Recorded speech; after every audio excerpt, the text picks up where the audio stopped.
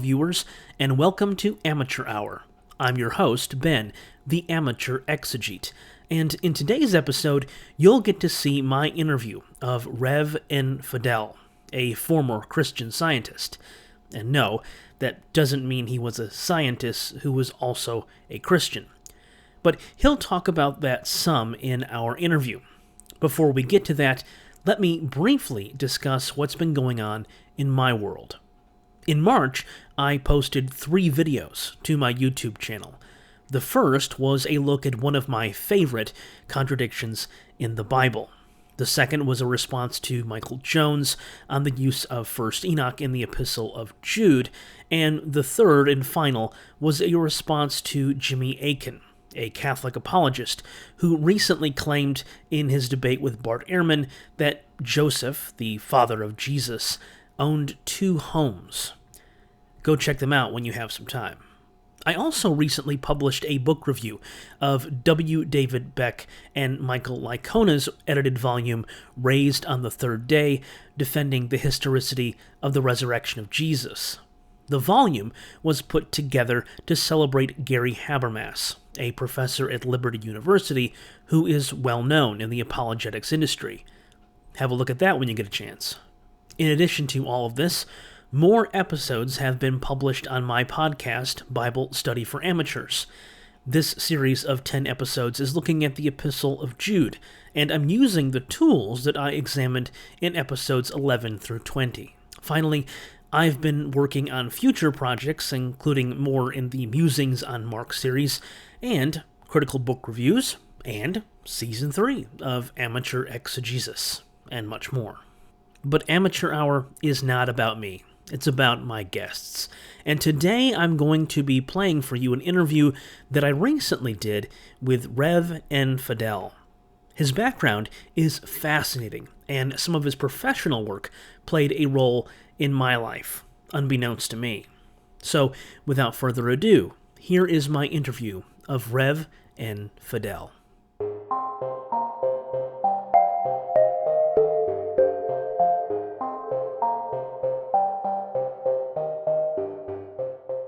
Mary Baker Eddy refers to God as a father-mother. And that's not in a gender sense, but in a role sense. So God provides what we would traditionally ascribe to a father. God provides what we would traditionally ascribe to a mother. You know, the provider father, the nurturer mother. And God does both those things. But God isn't someone you petition. God is someone you understand. And he's not a someone. There's no bearded guy in the sky. He doesn't have like a temper. He doesn't have he doesn't make decisions, right? The Force doesn't decide, the Force didn't decide to blow up the Death Star because Luke prayed to it, but because Luke trusted it and used it.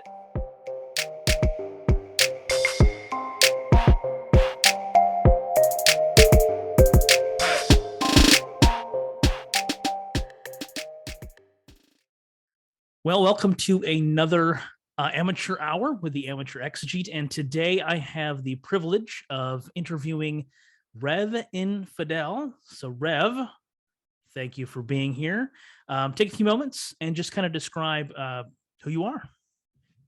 Yeah, I am an esteemed reverend in the Twitterverse. No, actually, I'm not.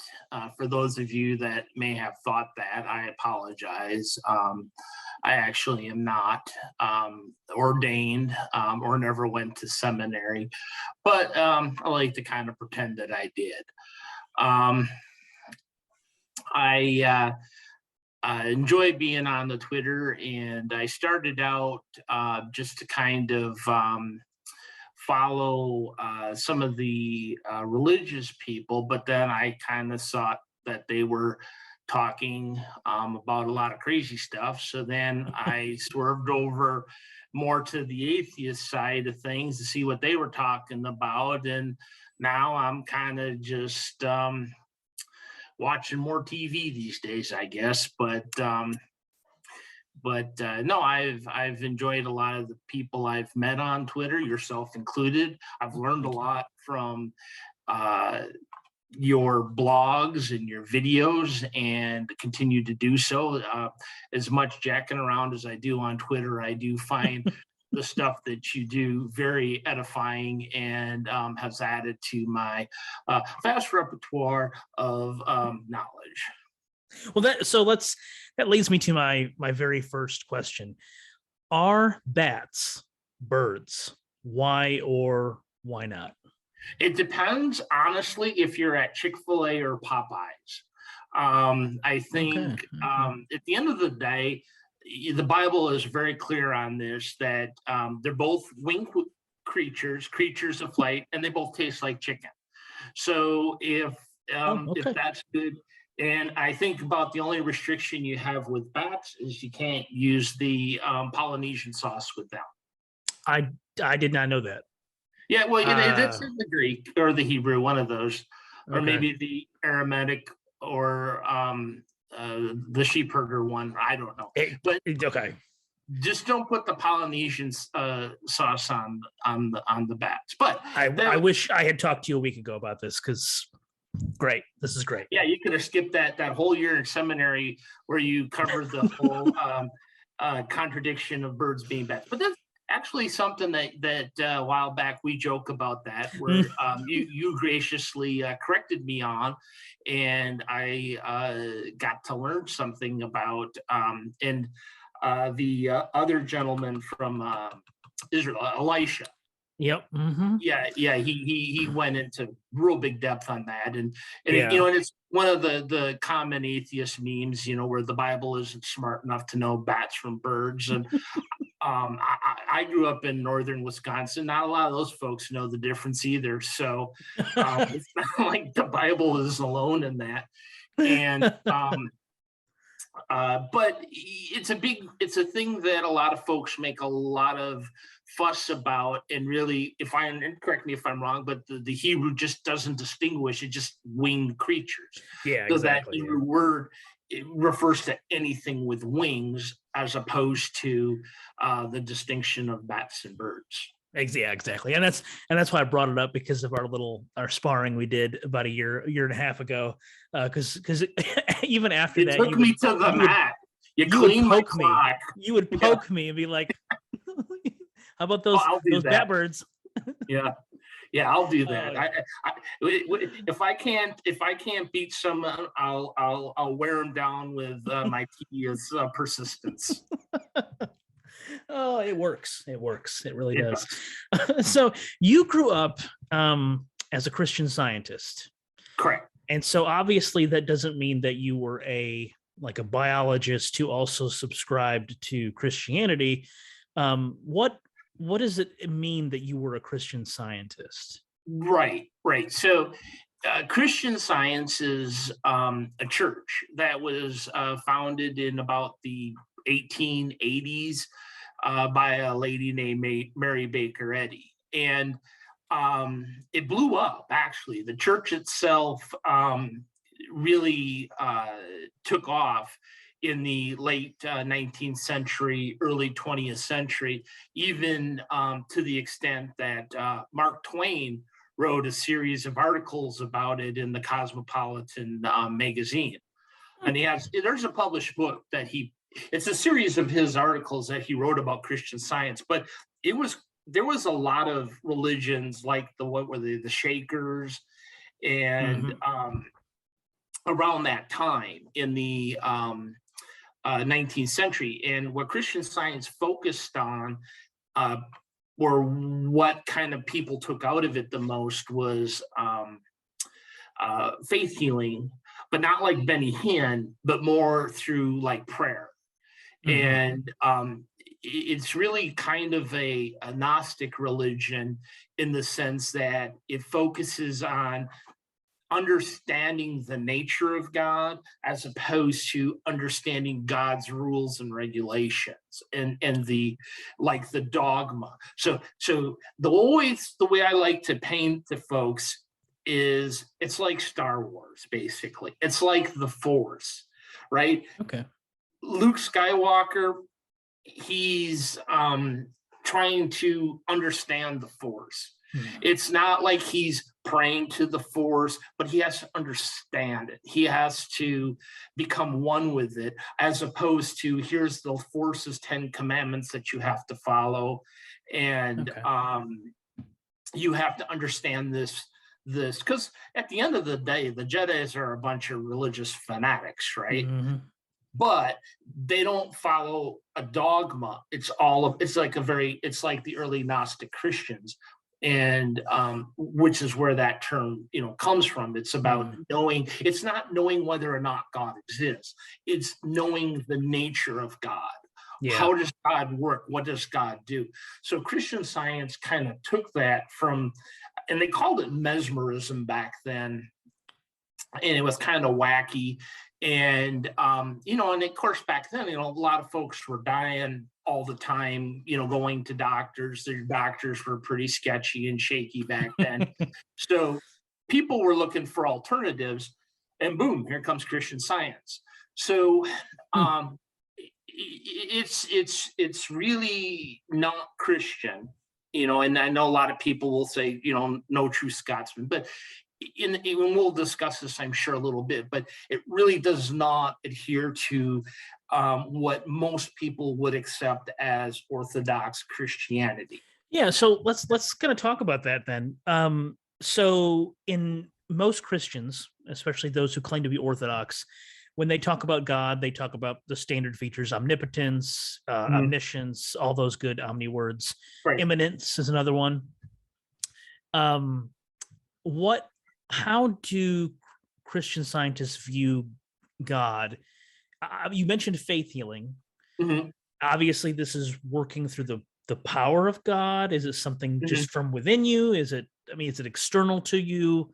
Because you said it's not like Benny Hinn. Benny Hinn, No. might be in the forehead and you're healed. Right. What do they think about God and what God does? Right. So basically, okay, so let's take the omni words. So omniscience being all knowing. Picture it like if all the knowledge was in a book or in a cube or in some container. That container's God. So it's not all knowing in the sense of like, I'm going to know who's going to win the football game tomorrow, or I'm going to know who's going to. It's not these. It's the collection of knowledge, the collection of all the rules of the universe, the collection. So whatever is knowledge, whether we know it or not, but let's just say there's a big Venn diagram and there's a circle of knowledge, and then there's what we know. The God is all of the knowledge. Same with power. It's not like the ability to do something, it's just all the power. And in kind of a relative sense, like our sun, the sun in the sky, um, provides us with all our power, essentially. Right.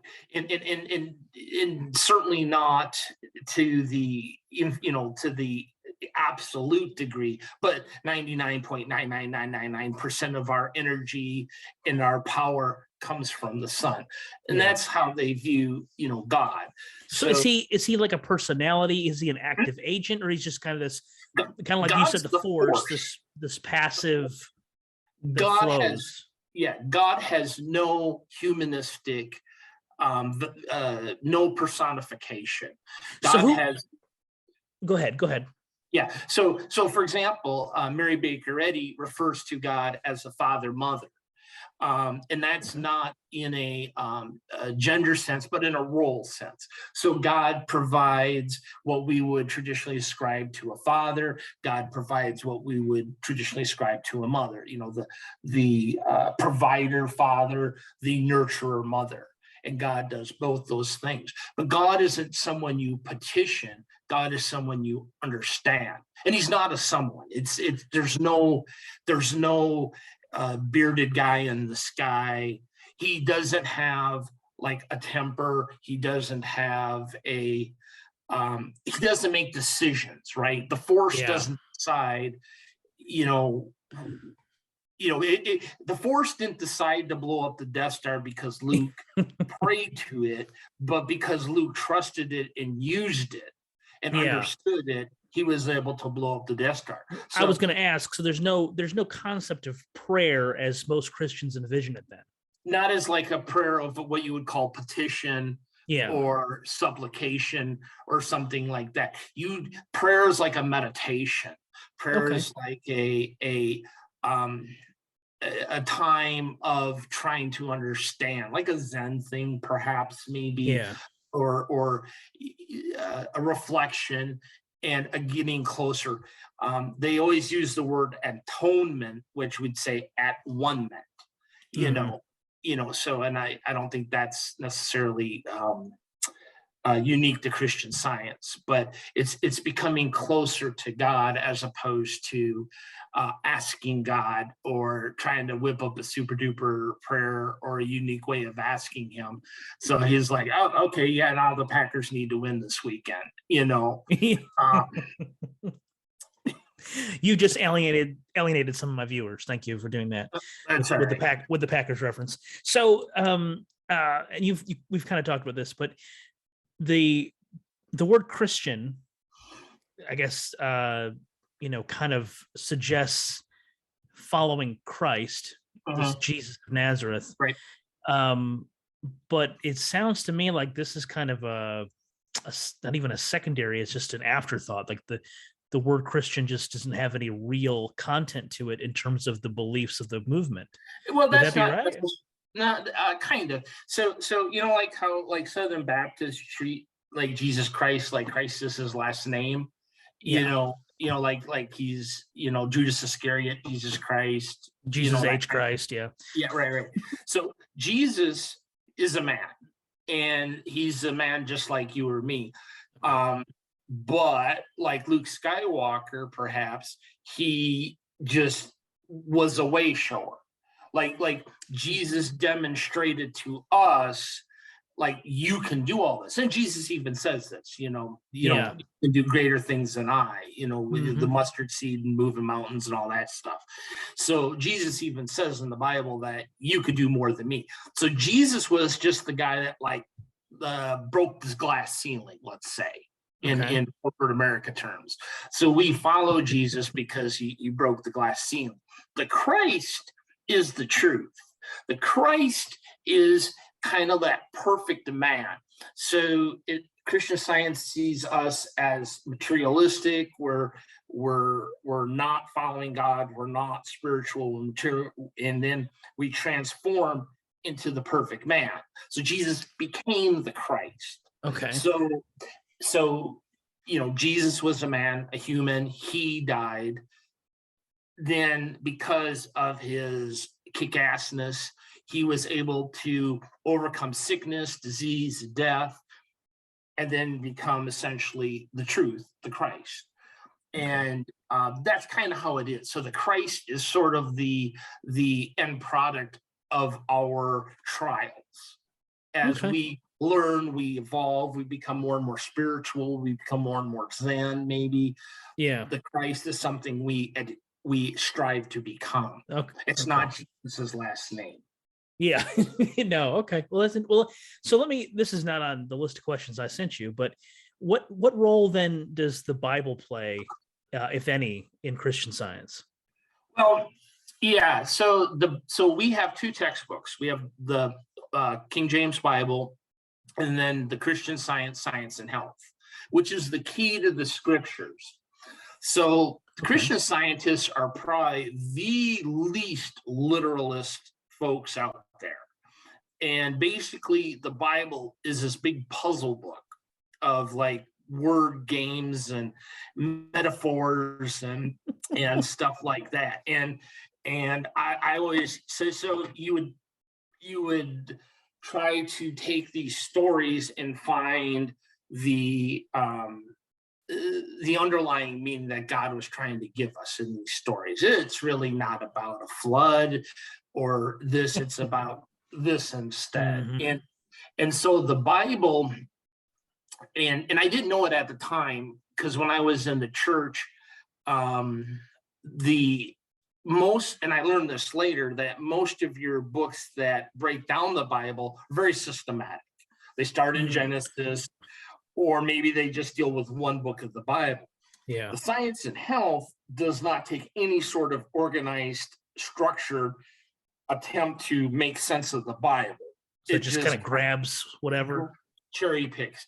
Yeah. Okay. So it's very Twittery. Let's just call it. It's cherry picked and it's like, it's very Christian in many ways, actually. yeah. It's very apologetic, very Twittery. It's like, here's a verse that has no context, but we're gonna, but it means this, So it's not about breaking baby skulls. It's really about this, And the Bible is a lot of that. Like, it does get taken out of context, and there's so many verses that don't mean what people, means. But once I got into working in publishing, and then I really kind of learned how the Bible was put together and how the book was constructed, why it was constructed.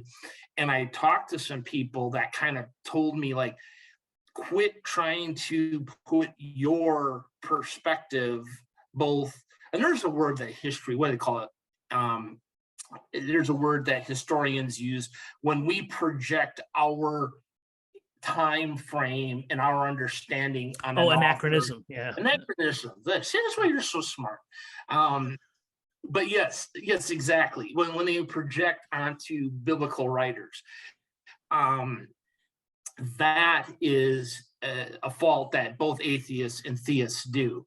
Is we project our, like for example, a common theist thing is these goat herders or goat sheepers were out there trying to control people 2,000 years in the future with their writings, and it's like, no, they weren't. They were not, and that's the same thing the theists think, is that they're writing for me today. Exactly. And atheists might say, well, I'm not going to fall for their bullshit, and the theist might say, well, they're writing to save me. But no, they were writing for their people to motivate them, to give them hope, to keep them going. And a lot of the creation myth, the stories about even like Noah and the Ark, it isn't so much about the Ark and the flood. It's about God bringing these people back, giving them a sense of, hey, someone's going to pull us out of captivity, or someone's going to turn our hope around, or our fate around. And so Christian Science, it was really pretty epic at that. It got very, very kind of 420 sort of out there with its metaphors and just kind of wild ass speculations about stuff. It sounds like a lot of the early church fathers and some of their allegorical readings. Yes, wild out there, Yeah, and thinking outside the box would be a nice way to, we're going to take a new approach to this. Yeah, very charitable thing, and then taking some of the aspects of the Bible, like the New Testament and Jesus. As healed a lot of people in the Bible, but did it instantaneously. And he did his healings absolute, without medicine, without any sort of, in fact, like the centurion that goes to Jesus, and Jesus is like, my daughter's dead. I need you, or sick, and I need you to fix her. And Jesus is like, let's go. And then the centurion's like, oh, hold the phone. You're Jesus Christ. It's not your last name, but I understand this. He goes, but all you got to do is just say the word, and my daughter's healed. And Jesus is like, wow, check this guy out. I haven't seen this kind of faith even in Israel. No, and this dude just rolls up and is like, man, just snap your fingers and say it's so, and it's going to be done. And that's kind of where Christian Science hangs on to, is like, there's always that atheist thing, like, if you believe your God so much, why do you come to our hospitals? And Christian Science are like, yeah, we don't need your hospitals. Yeah. And that always has pretty tragic endings, but it's the truth. Yeah. They believe that in the Bible, if you truly believe in God's healings, there, and even like in Elisha when he raised the widow's child, healing is always absolute and immediate. And so why are we not seeing that these days? Yeah. And of course it was because, well, we're relying on medicine, we're relying on doctors, we're not listening to God anymore, we're not having faith in God. And this is all back in the late 19th century, when a lot of folks were kind of sketchy about doctors and moved towards this. And and prayer probably in some cases wasn't the best. Maybe in the 19th century, sometimes doing nothing was better than going and seeing a quack. Yeah, So that's true. I think that's something that might have benefited it back then. But the Bible, we read the Bible, and the other interesting thing about our church services was no sermons. So there's no such thing as a Christian Science sermon.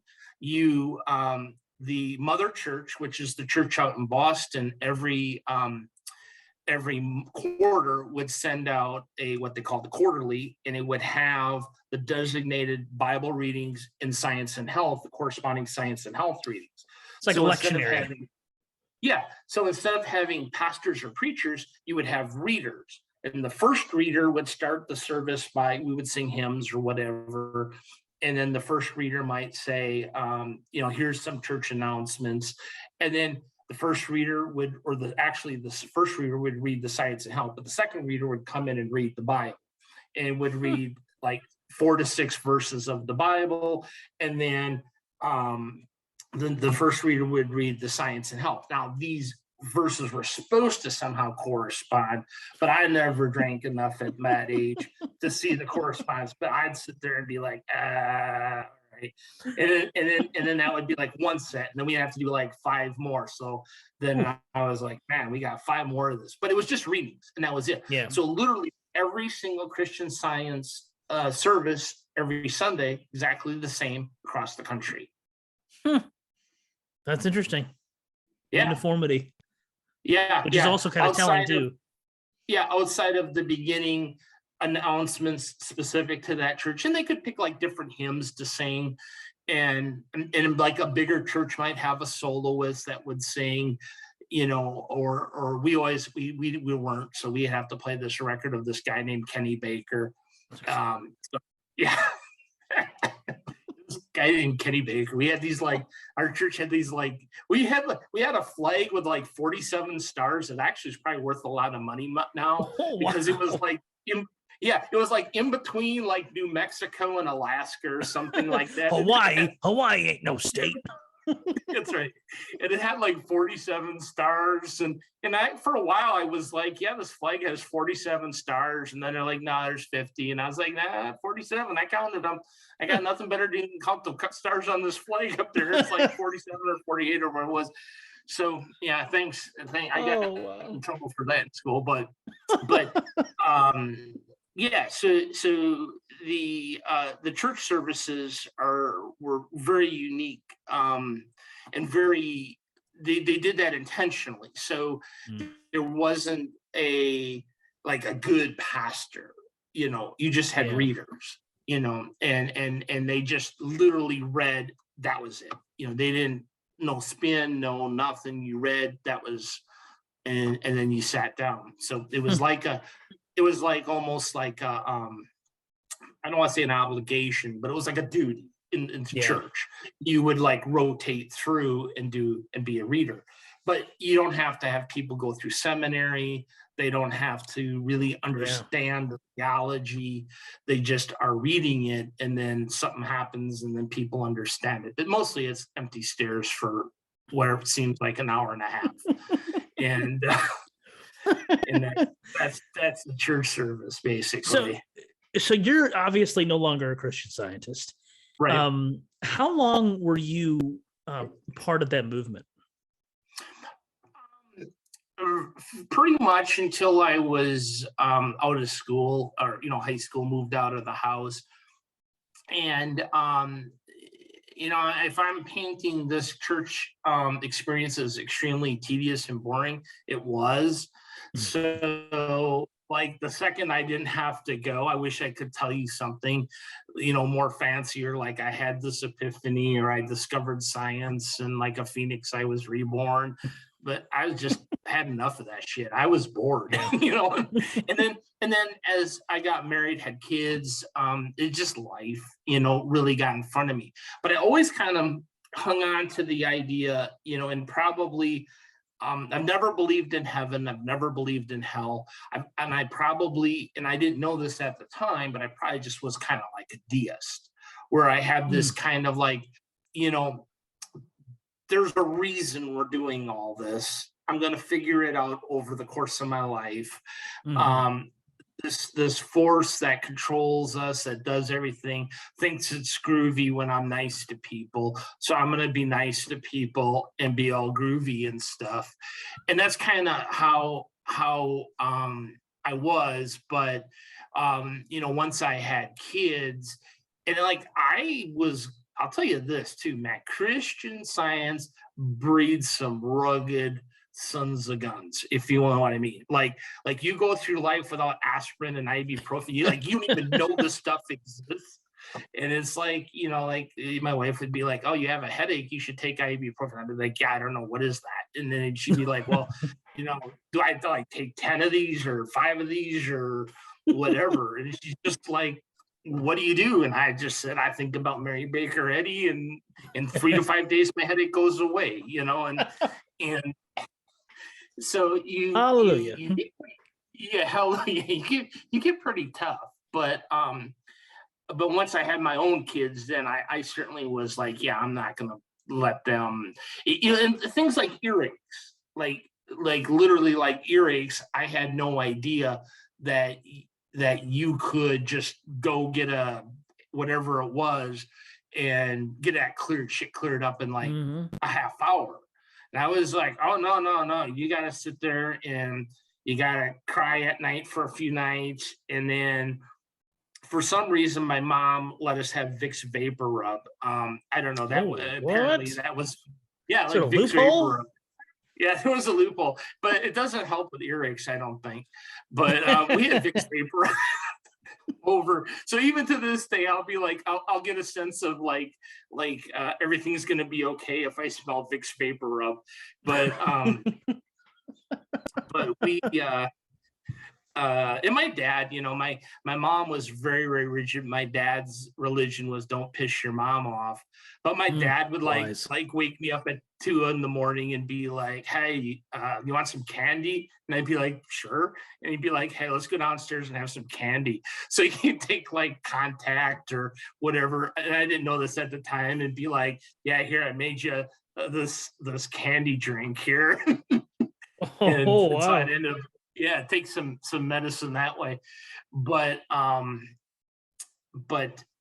when my kids were sick, then I took that way more serious. Like I had never took my own health as very serious, but with my kids, I couldn't stand this. Obviously see them suffer, and especially if it was fixable. So exactly. So then I was all about running onto the doctor, and they'd be like, and I'd be like, "We need to, just kind of get through this." And he's like, "Well, no, we just give them this antibiotic, and in 30 minutes or so, it'll be cleared up and they'll be fine. There might be some drainage." And I'm like, "Well, no, but you have to like 3 to 5 days of anxiety and suffering and sweat." And he's like, "No, just take the pills. I'm going to go talk to your wife." And I was like, "Ah."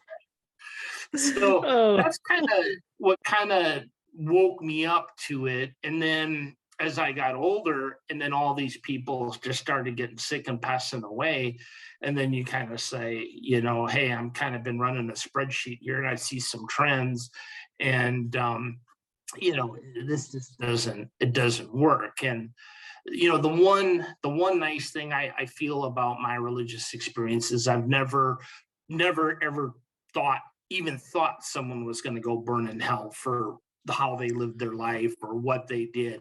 And I've never bought into it. And on the same token, I never thought anyone was going to heaven.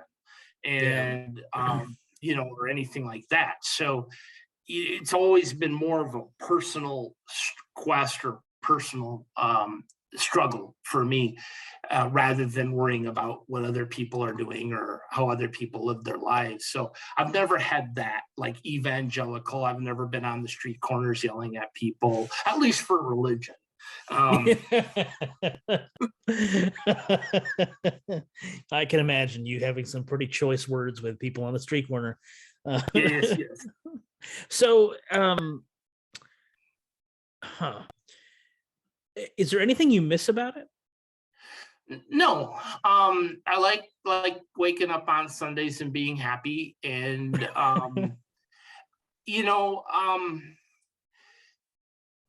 yeah, I don't think it really. I think about the only thing it gave to me was I'm very much like 95% it's on me rather than the other guy. So I'm very introspective, very much about my shortcoming, I need to bridge the gap. My understanding needs to improve, and don't have a big ego about, because at the end of the day, I just got to figure this out. And I still treat life like that. It's something to figure out. But it's not getting to God or Christ or anything like that. But it's still something to figure out. And I still think it's groovy when everyone's nice and shares their toys and stuff. So I like that. But as far as the church itself, no, I don't think there's anything I missed. There was no like pageantry. They didn't even have a beer tent at the fair, and the music was terrible. If I never hear a Kenny Baker song again, I'll be happy. So I've got a surprise for you right now. Just kidding. It's like a Maury Povich show, except with Kenny Baker. Yeah, Kenny Baker. That beautiful baritone / bass voice out here right now. But, oh man! Well, listen, we're getting low on time. There was one topic that I was interested to talk to you about. It's your involvement in Christian publishing, and specifically in digitizing volume. So, just take some time, talk about what the process was like, how you got involved doing it, and what you took away from it personally. Yeah, so I've always been a book guy, and I've always liked books. And I graduated out of college and actually studied engineering, and never really like took. I got through it, but it wasn't my passion. I wasn't particularly good at it. And I had one friend, and then his dad was a pastor, and his dad had all these books, and I'd sit there and look at all these books, and he would talk to me. And this is in the early mid-90s. So the internet as a delivery vehicle wasn't quite there. We were still on floppy disks. Like if you had a game, the 3x5s, it would have like literally like 47 discs, and it'd be like Interdisc 27 or whatever. And so we came up with this way to index books. And it was talking to this pastor guy, and he was kind of ahead of the curve a little bit. And he said, we need to digitize all these books so we can search them. And I said, okay. And at the time, your only function was like a find, right? Like a Control F kind of thing, where you got this big glob of text and you hit find, and it would go blue, blue, blue, blue, blue, blue, blue. So what we did is we kind of ripped off the Strong's Concordance, and we just started indexing every word and giving it a number, and then pre-searching everything. And again, this is all 25, 30 years ago. Mine, it was a little ahead of its time at the time. So we started indexing everything, and then basically we would scan in a book, which was very rudimentary at that time, very hard to do, go through, edit them, and then like do hyperlinks and stuff like that. But the big thing that we did is we linked every single word, and then we had this index we kind of hid in behind the curtain that had everything pre-indexed, so you could do this search and it would pop it up much like a Strong's Concordance, where it would show, like Strong's Concordance would take a Greek word and show you the word, and then in the context that it was being used in the sentence. So I could like do a general search like a word like love. Well, there's 15 different kinds of love, especially in the New Testament. What are we talking about? Like agape love, or all the different kinds of love. So what we did is we started indexing it, and then this took off. And then a lot of other publishers started using us to either, because most of these books still had the same typeset from the 19th century, like these older commentaries and stuff. So even though you'd buy this book with a fancy cover, new edition, and it's got that 19th century typeset on it. That was so irritating. So terrible. And so we would go and they could take the text, retypeset the books, but a lot of what would happen is that they would, and again, this back in the 90s, you would buy a commentary, and then we would plaster a CD in the back, and then they would use that CD to sell the books, because now they could search all the books. What were some of the books that you digitized? Oh my goodness. We did the anti-Nicene, Nicene, post-Nicene, the early church fathers. We did that. We did the pulpit commentary, the biblical illustrator, Aquinas' Summa Theologica, strong systematic theology, the Calvin Institutes, the work of Arminius, Jonathan Edwards. I read Sinners in the Hands of an Angry God so many times. The works of Jonathan Owens, all these collections. There wasn't a big set that I can think of that we didn't do, because we worked in the public domain initially. About the only big set that we never got to work on was the works of Martin Luther, which was controlled by Concordia, and they controlled that way. They were real rigid about that. And of course, we didn't do anything with the Catholic Church stuff either, because again, they controlled a lot of the copyrights and stuff like that. There was like a lot of copyright shenanigans where they would keep renewing them, even though they were like written in 1800, but they were able to do it somehow. So how could they get away with that? That just seems kind of They did. It is shenanigans, right? I mean, it's just lawyer shenanigans. Yeah, who and how much you can pay. Yeah, right. Yeah, and they would say, well, this was done this way, and we weren't about to. First of all, it's in the Christian arena, so there's kind of an agreement to hands off, but also we're not about to tangle with these big publishers either, and we had so much other stuff to do, so we would just we did all of Charles Spurgeon's Metropolitan Tabernacle pulpit. We did the Calvin Institutes. I mean, just about all of them. I mean, the big public domain sets, we did a lot of and that was getting those all digitized and so labor intensive. Because again, the scanning was so brutal back then. You just had to have people literally read through that, and some of that's hard to read through.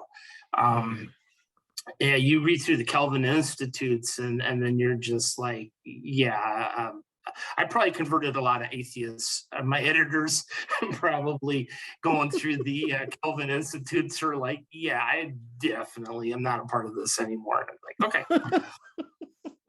Because that shit's pretty rigid. It's awful. It's awful. Yeah, but so we did that, and that got me familiar with a lot of books, and then like reading through and learning how the Bible was compiled, learning about the early church. That was the one part I really enjoyed, was actually learning the early church fathers, and then like seeing them quoting things that we no longer had access to because those documents were lost. And understanding, how the Bible came to be, who the authors were or weren't, and just talking to a lot of smart people in the industry that were, they spent their whole life, truly studying it, and not really from a, they were not, they were Christians, but not evangelical types. They were just really trying to find, at least I believe, trying to find the truth out there. Yeah. Now, did I hear it right? I can't remember which interview it was that I watched, but you've met like people like Bart Berman. Yeah, yeah. Briefly. So many, and at the time, man, I didn't care. So like that was just another guy that had a book that I had to work on or something like that. And I was just like, yeah, all right, bud. But yeah, he might have been at Wheaton at the time, maybe. Was he at Wheaton or but yeah, well, he was, yeah, maybe. Yeah, I don't know. But yeah, and it certainly wasn't memorable for me, and certainly much less for him. But I met so many, and it wasn't like in any sort of thing of, but like, this guy is going to be digitizing your book, or this guy, or it was like, what books do you want this company to work on? That kind of discussion. It wasn't like, hey, let's talk about, your thoughts and feelings. And it was all very much like, what font are you using? And, this, that, how long is this going to take, and stuff like that. So like, and all these guys, and then I always talk about Bart, but the other guy too was Ken Ham, because at the time Ken Ham had so if there's the good, there's the bad, right? And he had a newspaper periodical at the time, and it was just like this little newspaper he'd send out through the thing. But yeah, he'd sell our software and our product. So, oh, you were in bed with the devil. I was helping him sell his newspapers. So for those of you who think that I was good for Bart Berman, I was also there for Ken Ham. So, and again, you're basically responsible for the Ark Encounter Park there. So probably, I probably got them off on the right step, increase their subscription count, and and so it's. So, but both of them were just guys. They were like people I was invoicing. It wasn't like we had these like deep discussions, and I was like, well, this Bart Berman guy is interesting, but this Ken Ham guy, I mean, you listen to him, boy, is he an intellectual. Yeah. Yeah, and it's funny because I had like zero interest in what they were all about, and they sure told me, and I was just like, okay, what font do you want me to use? And they would go on and on and on about what they were talking about, and I was like, oh, Helvetica, Times New Roman, 12, 14, italics, hyperlinks, you tell me, just getting down to brass tacks. Well, that's interesting because I grew up. I was born in the 80s, but in the 90s, as digital tools became more available to me, I remember having CD-ROMs very early on with Bible tools, like you mentioned. So I bet that you are the one who I can thank for that, because I used them all the time. Like that was a constant thing for me. Oh, even for cutting and pasting. Like being able to just grab a chunk of text and do that. I may be responsible for some of the memes I hate today. Oh, wait a minute. I didn't think about that. Yeah. Well, this interview's over. Well, listen, we're kind of winding down here. I don't want to go too much longer. But before we close, do you have any final thoughts? Anything you want to say? No, I'm always lucky if I have initial thoughts. I don't know that I ever get to having final thoughts. I hope people, like I said, I know I jack around a lot on Twitter and I'm all over the place, but I hope people just kind of step back, embrace their absurdity, realize that, that that people can see a lot of the ridiculous nature in being rigid, and take an opportunity to learn something, as opposed, and try to understand why someone believes what they believe. And um, the guys on Scooby Doo, right? I mean, they didn't go into that place and shit all over the ghosts right away. They believed in the ghost for a little bit. They went in, and then at some point they turned the corner, and then they showed everybody, look, there's no ghosts. But they had that transition in every episode. They were like, oh my God, there's ghosts. And then they're like, well, maybe there's not ghosts. And then they're like, yeah, there's definitely not ghosts. It's the old guy down at the abandoned paper mill. But I think, rather than debates and arguments, just, hope people take more time to understand or try to find out why someone believes differently than you, as opposed to trying to defeat them, because that doesn't happen. I think debates are good if you have two people throwing ideas out there that a viewer can look and see both sides of an argument. That's fine. But just to defeat somebody like you're doing a Pokemon card thing, I just I hope people can just take more time to appreciate the journey. Yeah. So where can people find you on the interwebs? I'm on the Twitter jacking around, and what's your handle there? Rev N Rev N Fidel. Good. Okay. Well, again, Rev, thank you so much for doing this. I appreciate it. I've seen a couple interviews now with you, and I just find your story very interesting. We have a Christian Science reading room here in Shreveport that I've driven by. And, so I mean, I knew very little about the movement, very little. And I've never met anybody who was ever part of it. So talking to you about it has just been kind of eye-opening. Because, you hear about it in the news here and there, but never, I've never had the chance to talk to somebody who was in it and could give the insider perspective. So thank you very much for coming on and talking to me. Man, that's my pleasure. All right, well, we'll see you. Take care. I hope you enjoyed this interview. The good Reverend is not only amicable, but insightful. I didn't record any of the pre- or post-interview discussion, but as I was talking to him, it became clearer and clearer that he has a keen mind and is very well read. If you don't follow him on Twitter, you should. That's it for now.